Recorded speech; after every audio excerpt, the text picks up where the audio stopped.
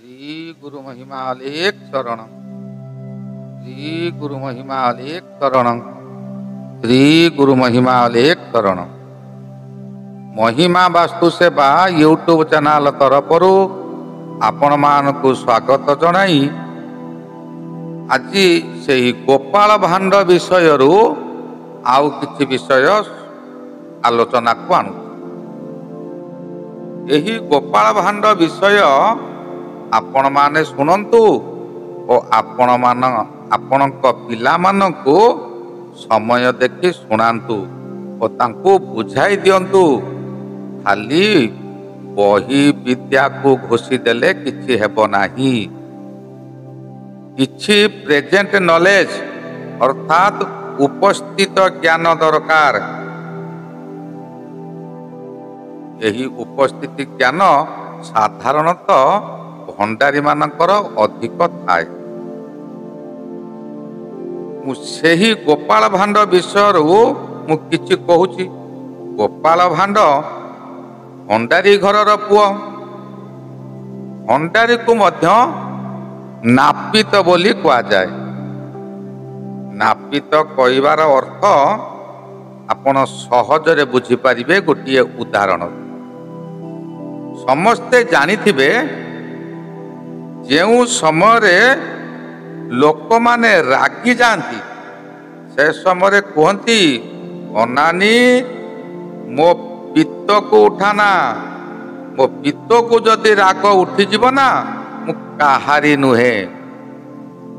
माने पित्त होची एक राग। किंतु भंडारी पुओ को जहा कहिले से रागंती नाही।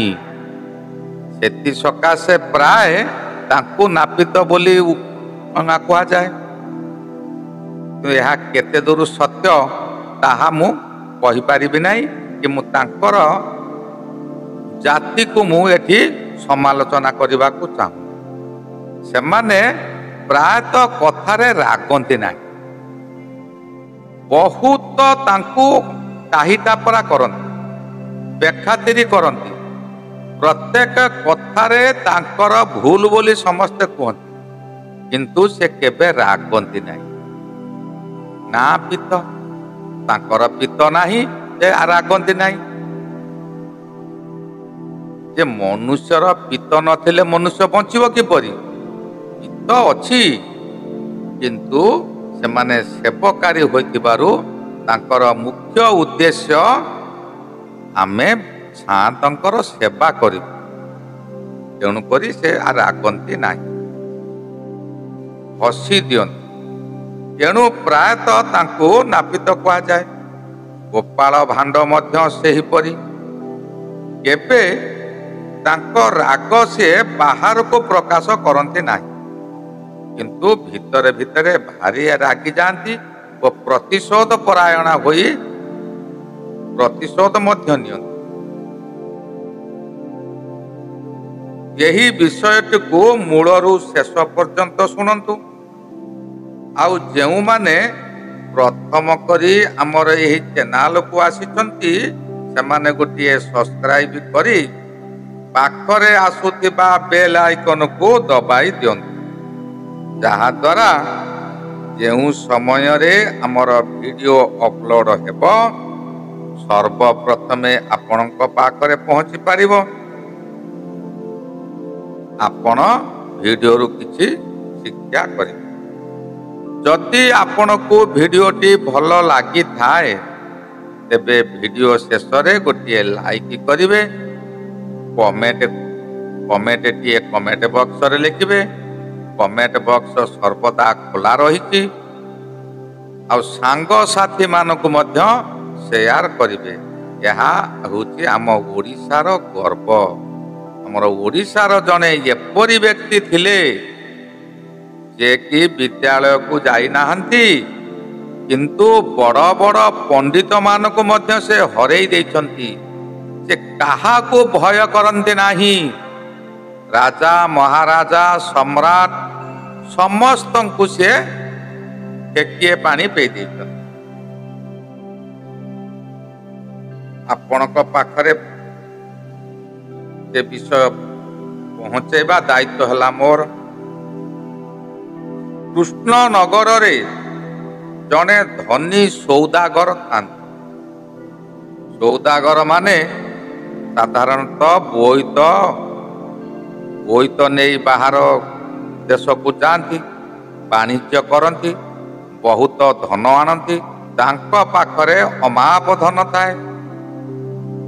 ଯେଉଁମାନଙ୍କ ପାଖରେ ଧନ ଅଛି ସେମାନେ ଅହଙ୍କାରୀ ଥାନ୍ତି। କୌଣସି ଗରିବ ଲୋକକୁ ସେମାନେ ବେଖାତିର କରନ୍ତି, ପସନ୍ଦ କରନ୍ତି ନାହିଁ, ଭାରି ଟାହି ଟାପରା ମଧ୍ୟ କରନ୍ତି। ଥରେ ସେ ସୌଦାଗର ତାଙ୍କର ଭୋଜି ଭାତର ଆୟୋଜନ କଲେ, ବନ୍ଧୁବାନ୍ଧବକୁ ସବୁ ନିମନ୍ତ୍ରଣ କଲେ। ଯାହାର ଭୋଜି ଭାତ ହେଉ କିମ୍ବା ଯେକୌଣସି ପର୍ବ ହେଉ, ପ୍ରତ୍ୟେକ କାର୍ଯ୍ୟରେ ବାରିକ ଲୋଡ଼ା। କାରଣ ସେ ସବୁ ଟହଲିଆ କାମ ଗୁଡ଼ିକ ସିଏ କରନ୍ତି। ଗାଁ ଗହଳି କାହାର ଭୋଜି ଭାତ ହେଲେ ପ୍ରଥମ ଡାକରାରେ ବାରିକ। ବାରିକ ନ ଆସିଲେ କିଛି କାମ ହୋଇପାରିବ ନାହିଁ। ସବୁ କାମରେ ଆଗ ଡାକରା ଥାଏ ବାରିକ। ଇଏ ଡାକୁଥିବ, ଗୋପାଳ କୁଆଡ଼େ ଗଲୁ, ଏଇଟା ଆଣେ। ସିଏ ଡାକୁଥିବ, ଆରେ ଗୋପାଳ କୁଆଡ଼େ ଗଲୁ, ଆଣେ ଟିକେ। ଅତିଥି ମାନେ ନିମନ୍ତ୍ରିତ ହୋଇ ଆସିଛନ୍ତି, ତାଙ୍କ କାମ ବି ବୁଝିବାକୁ ସେଇ ଗୋପାଳ। ଅତିଥି ମାନେ ବସିଥାନ୍ତି, ସୌଦାଗର ମଧ୍ୟ ବସିଥିଲେ। ବିଭିନ୍ନ ଗପସପ ଚାଲିଛି, ହସ ଖୁସି ଚାଲିଛି। ଗୋପାଳ କ'ଣ ଗୋଟେ କାମ ଇଏରେ ସେଇ ବାଟ ଦେଇ ଚାଲିଗଲା। ହଠାତ୍ ସୌଦାଗର କହିଲେ, ଆରେ ଗୋପାଳ, ତୋର ଚେହେରା ତ କ'ଣ ମୋ ଚେହେରା ସହିତ ମିଶି ଯାଉଛି କିରେ? ତୋ ଚେହେରା ମୋ ଚେହେରା କିପରି ଏକା ହେଲା କିରେ? ଆଗରୁ ସେ ଗୋପାଳକୁ ଦେଖିଛନ୍ତି, ସେମିତି ଦାମୀ ପୋଷାକ ନାହିଁ, କିନ୍ତୁ ଗୋପାଳର ନାଁ ସେ ଶୁଣିଛନ୍ତି ଯେ ଗୋପାଳ ଭାରି ଚତୁର, ତାକୁ ସମସ୍ତେ ପ୍ରଶଂସା କରୁଛନ୍ତି। ସୌଦାଗର କଲେ, ଏଇ ମଳି ମୁଣ୍ଡିଆଟାକୁ ମୁଁ ଏତେ ପ୍ରଶଂସା କରିବି, ଏତେ ସମ୍ମାନ ଦେବି? ଦେଲେ ନାହିଁ। ତେଣୁ ତାକୁ ଅପମାନ କରିବା ସକାଶେ ତାକୁ କହିଲେ, ଆରେ ଗୋପାଳ, ତୋର ମୋର ଚେହେରା କିପରି ଏକା ହେଲା କିରେ? ଏକା ଚେହେରା ତ ହେବା କଥା ନୁହେଁ। ହଁ ହେଇଥିବ, ତୋ ମା ବୋଧେ ତୋର ଜନ୍ମ ହେବା ପୂର୍ବରୁ ଆମ ଘରକୁ ଯିବା ଆସିବା କରୁଥିଲେ, ନହେଲେ ଏକା ଚେହେରା କିପରି ହୋଇଥାନ୍ତା? ଯିଏ ଦେଖିବ ଆମକୁ ଦୁଇ ଭାଇ ବୋଲି କହିବ, ଯେପରି ଗୋଟାଏ ବାପର ଛୁଆ। ଗୋପାଳ ସବୁ ବୁଝିଗଲେ ଯେ ମୋତେ ଅପମାନିତ କରିବାକୁ ଏ କଥା ସୌଦାଗର କହୁଛନ୍ତି। ସାଧାରଣତଃ ବାରିକକୁ ବିଭିନ୍ନ ଟାହି ଟାପରା ହେବା ପ୍ରଚଳିତ ଅଛି। ସେଠାରେ ଯେତେ ଲୋକ ବସିଥିଲେ ସମସ୍ତେ ଠୋ ଠୋ ହୋଇ ହସିଲେ। ହସରେ ସ୍ଥାନ ଫାଟିଗଲା। ଗୋପାଳ ହାତ ଯୋଡ଼ି କହିଲା, ସୌଦାଗର ସାନ୍ତେ, ଆମେ ଦୁଇ ଭାଇ ଏକା ଚେହେରା କିପରି ନ ହେବ? ଆମେ ତ ଦୁଇ ଭାଇ, ଗୋଟିଏ ରକ୍ତ ପରା। ମୋ ମା ସବୁଦିନେ ବେମାରିଆ, ସିଏ ବାହାରକୁ କୁଆଡ଼େ ଯାଆନ୍ତି ନାହିଁ, ସେ ସବୁବେଳେ ଘରେ ପଡ଼ି ରହିଥାନ୍ତି। ଘର କାମ ବହୁ କଷ୍ଟରେ ସେ ତୁଲାଉଥାନ୍ତି। କିନ୍ତୁ ମୋ ବାପା ପରା ସବୁଦିନେ ଆପଣଙ୍କ ଘରକୁ ଆସନ୍ତି। ଆମର ତ ହଜୁରଙ୍କ ସେବା କରିବା କଥା। ମା ସାନ୍ତାଣୀଙ୍କ କଥା ବୁଝିଥିବେ, ତାଙ୍କ କଥା ମାନିଥିବେ, ତେଣୁ ଆପଣଙ୍କ ଚେହେରା ମୋ ଚେହେରା ମିଶି ଯାଉଛି। ସୌଦାଗର ଏ କଥା ଶୁଣି ଭାରି ଅପମାନିତ ହୋଇଗଲେ। ହଟ୍ଟା କରୁ କରୁ ଯେ ନିଜ ମାକୁ ସେ ଦୋଚାରୁଣୀ କରିଦେଲେ। ଗୋପାଳକୁ କିଛି ବକ୍ସିସ ଦେଇ ବିଦା କରିଦେଲେ। एहीपरि गोपालर विभिन्न प्रकार उपस्थिति ज्ञान रे से प्रत्येक स्थान रे जितापट नियंती। आउ थरकर कथा राजा कृष्णचंद्र मध्य एहीपरि थरे कहीकि लज्जित होइतिले। गोपाल थरे ता पुओ को धरी राजसभा को आसीथाए।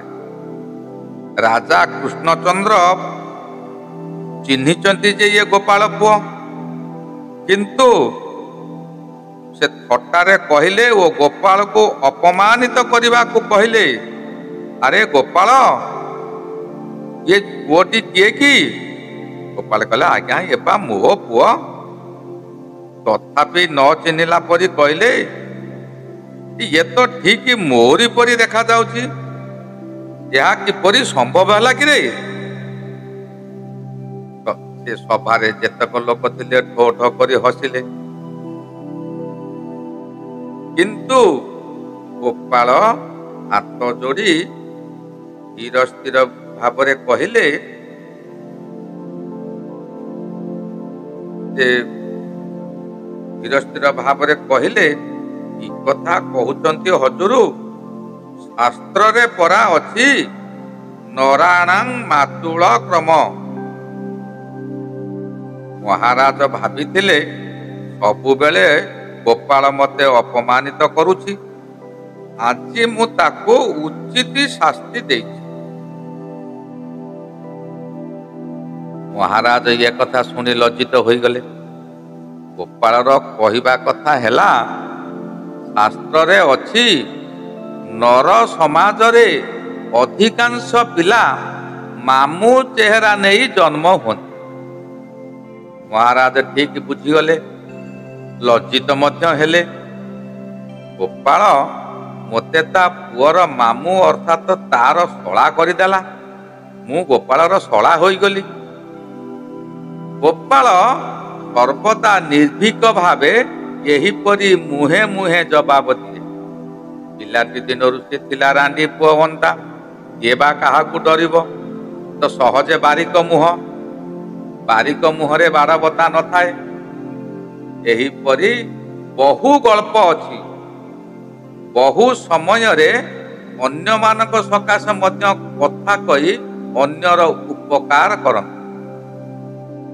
आज मु एठारे रहिली, परवर्ती अध्याय रे अन्य गल्प कही आपनकु जणाई अन्य गल्प विषय रे आलोचना करिबा। श्री गुरु महिमा अलेख शरण, श्री गुरु महिमा अलेख शरण, श्री गुरु महिमा अलेख शरण शरण शरण।